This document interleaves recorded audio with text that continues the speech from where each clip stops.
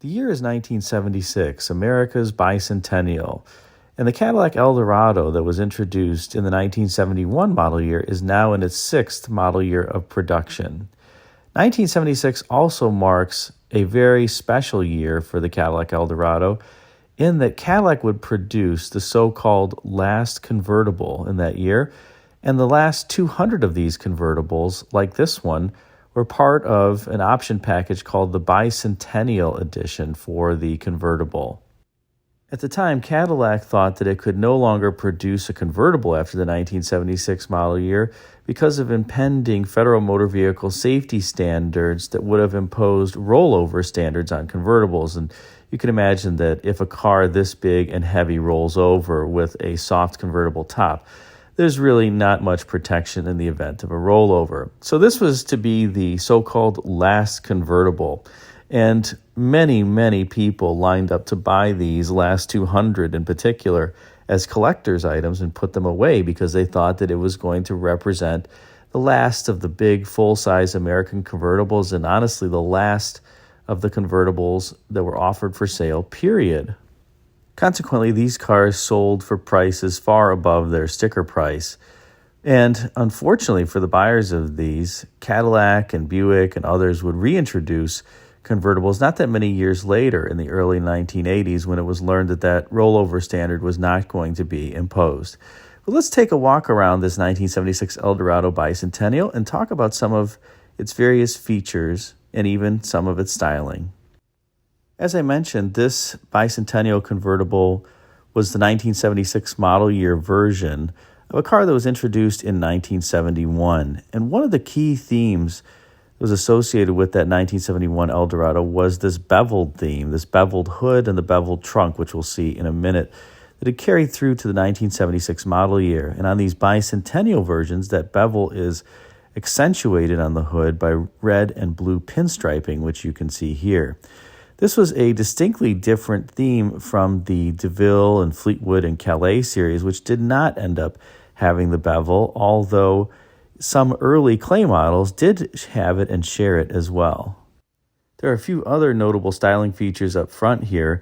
The first is that in 1971, when the car was introduced, it had a bit of a four-fendered theme that had been toned down by the 1976 model year. And what do I mean by that? And that is that the fenders are four separate elements from the rest of the body. By 1976, you can still see that the fenders are quite prominent here, although the rear had lost that four-fendered theme, but it still showed a bit in the front with how prominent the fenders were.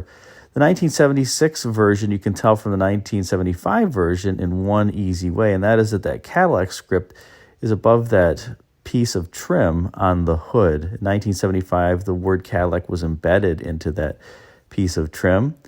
And up front here, you can see a few other things, one of which are these huge fender extensions that are flexible and rubber and often degrade. So there's that portion of flexible material in between the end of the fender and that chrome end cap that you see with the Cadillac logo.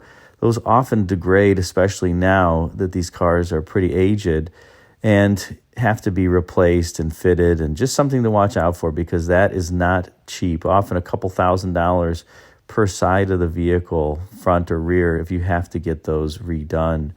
You also notice the huge style Cadillac logo that made its reintroduction in 1971. That's a faux cloisonné emblem made by the A.W. Auld Company that came up with a process for making an emblem out of plastic that looked like it was cloisonné, and frankly, it looked better and was more durable than real cloisonné.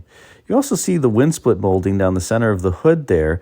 Interestingly, this Eldorado for the 1971 to 78 generation had a one-piece hood, whereas the 1967 to 70 version had a two-piece hood, and that wind split molding on the 67 to 70s disguises the joint so it doesn't have to be metal finished on that 67 to 70 Eldorado, except for the area in front and behind it. But by 1971, Cadillac engineers had devised a way to make this enormous hood out of one piece of metal.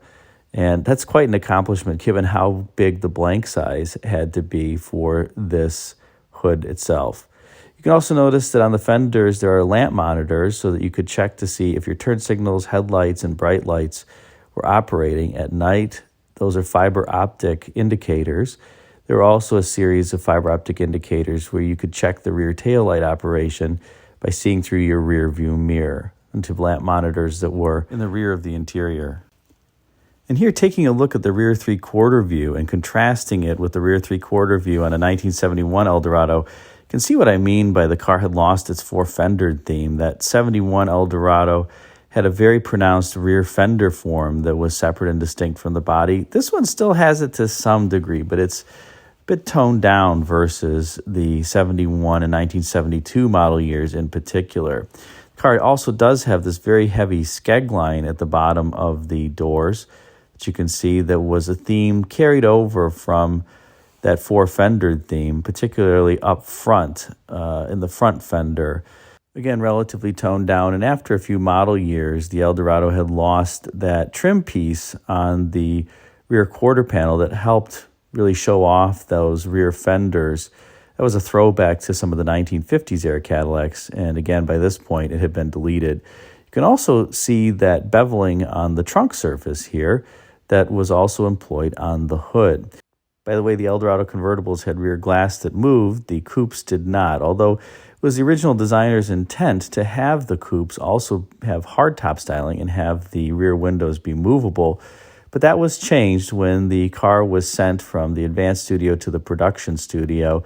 Some say because the Monte Carlo, at the time it was known that in the 1973 model year, it would have the so-called opera window.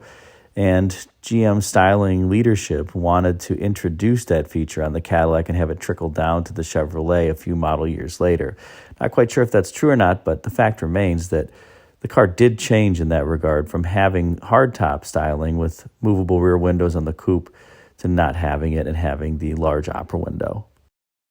Here's a better shot of the trunk, and you can pick up on a few classic GM styling features of the era. The first is this boat tail theme, where you notice that although it's not a total boat tail that terminates like the rear of the 1971 Riviera did or the 63 split window Corvette, it does have a bit of that theme going on with the shoulders that are pulled out more towards the tips of the quarter panels. A very trademark styling feature that was loved by GM then styling VP Bill Mitchell. Another typical GM styling feature of the era is this very tapered rear that almost comes to a point.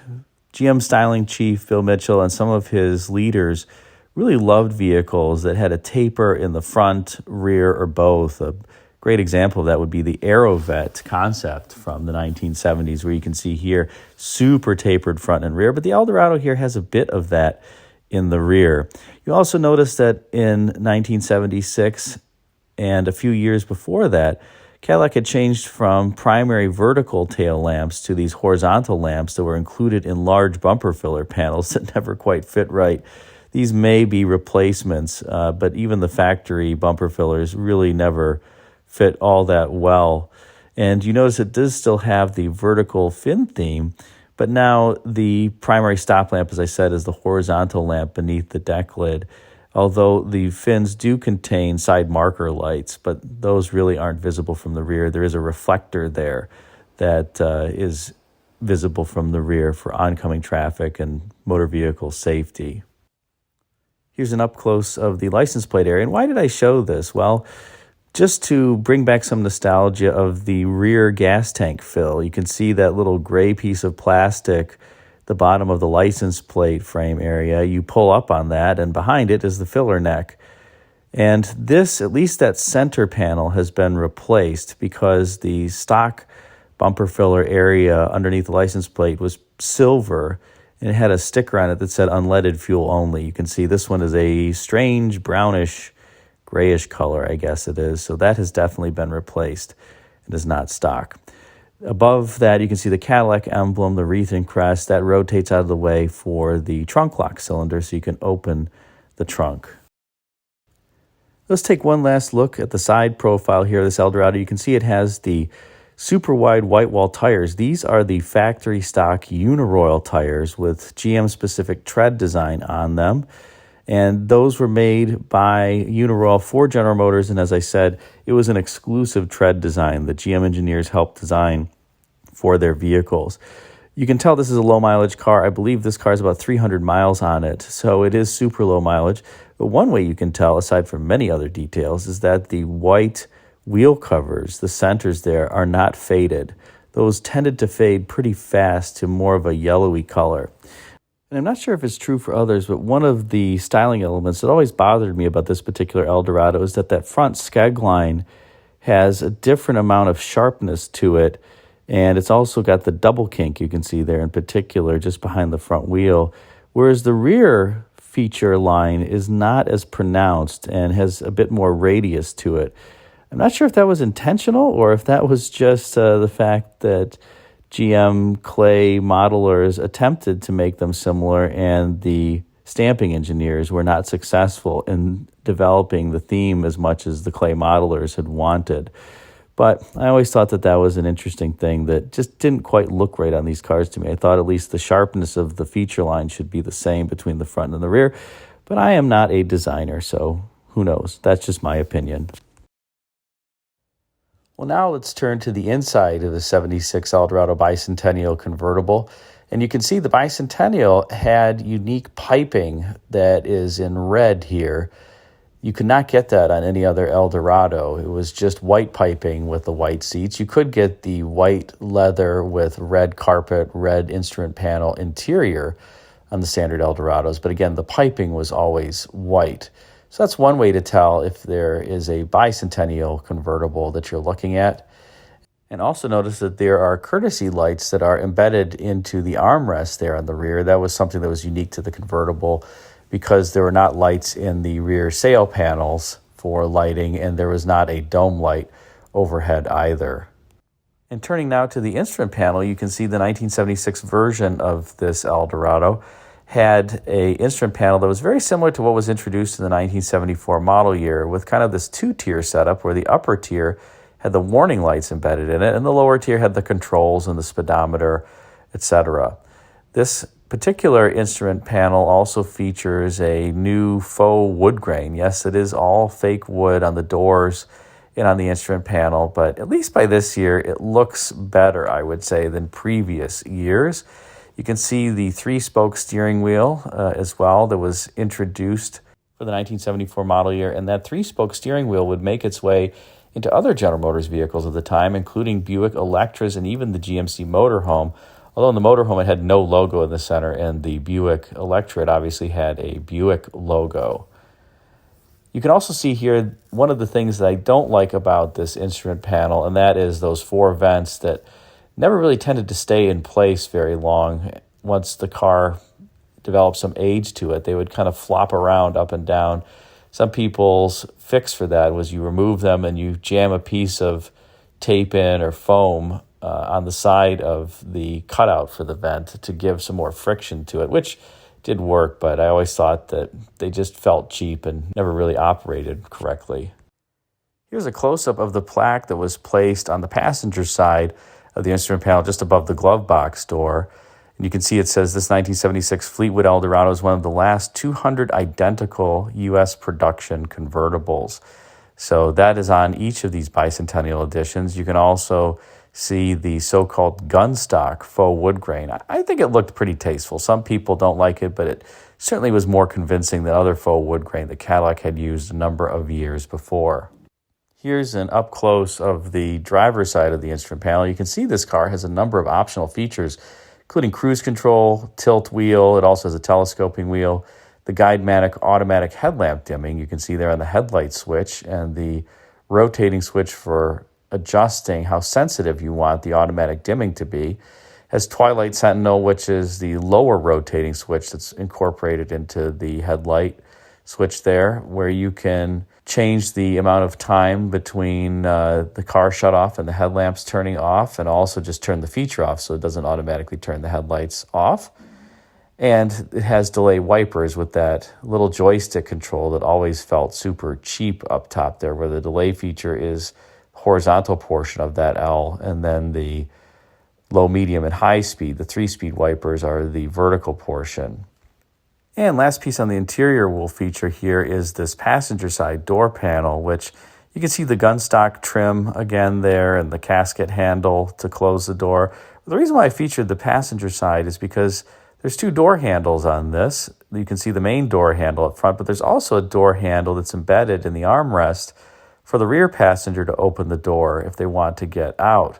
That had been a feature that was part of the Eldorado since the 1967 model year, and actually there was that rear latch on both the driver and passenger side for a few model years before it was costed out and was left just on the passenger side by a division general manager at the time, Calvin Warner.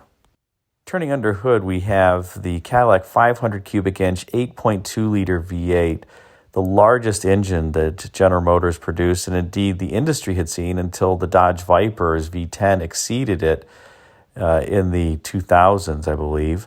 But again, 8.2 liters, and you'd think it would be able to make some decent horsepower, but by 1976, this engine that had started out at 400 gross horsepower in 1970 was making just 190 net horsepower in 1976. It did have quite a bit of torque, 380 foot-pounds, but that's about equivalent to what a Chevrolet 5.3-liter V8 is able to produce today, although this 500 would do it at lower RPMs.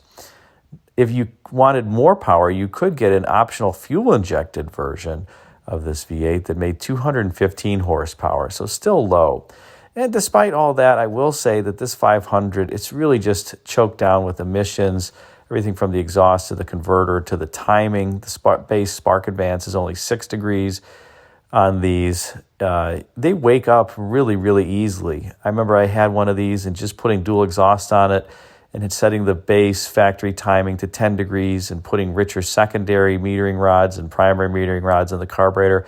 It felt like I got another 40 horsepower back, and maybe it was even more because the car was considerably faster. So they do wake up very easily. You can always tell the Cadillac V8s because they are painted this unique dark blue color, at least for the 1976 model year. They have the air conditioning compressor in the middle of the V to help minimize vibration. And you've got that cool Cadillac unique wing nut even on the air cleaner.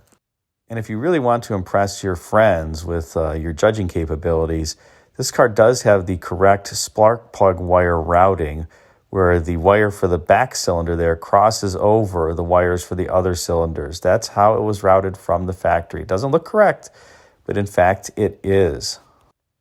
And here you can see the engine from the driver's side. Cadillac V8s also had the distributor up front. That's a GM HEI or high energy ignition system distributor, where the coil is embedded in the distributor cap. And if you want to change the distributor cap, you have to move the coil from the old cap to the new cap. The coil's housed under a separate cover. It's held in place with 2 self-tapping screws. You just take those out and you take the coil out, and again, you swap it over along with the carbon button and a rubber insulator. Not a bad job, but just something that's different from other distributor caps of the time.